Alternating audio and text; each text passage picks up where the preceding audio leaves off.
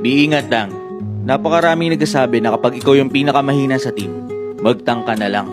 Par, hindi mo ba alam na sobrang hirap mag-tank? Tapos sasabihin pa ng iba na pabuhat lang daw ang mga tank. Ipapaliwanag ko sa'yo kung ano trabaho ng isang tanka. Ang tank at support par, sila ang nagdadala ng flow ng laro.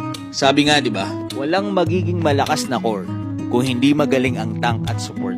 Trabaho namin mag-zone, mag-check bush, Mag-invade at magbigay ng set at shot call. Yung isip niyan, dapat timing talaga.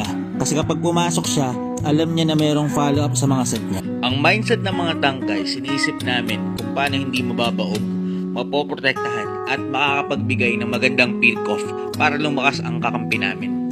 Kaya naman par, Kung may kakampi ka na tank, na alam mong ginagawa ang lahat para ipanalo ang laro, ito yung pinakamagandang gawin mo para hindi mawala ng gana yung tank sa'yo. Pag nag-i-invade siya, respuhan nyo kapag hinahabol siya ng mga kalaban. Mag-follow up ka lagi sa mga set at pick off niya. At wag na wag nyong sisihin kapag meron siyang mga maling set. Kasi par, sa tagal-tagal ko na nagtatank, sobrang hirap kapag ginagawa mo na yung lahat. Tapos dahil lang sa isang maling set mo, ay sisisihin ka na.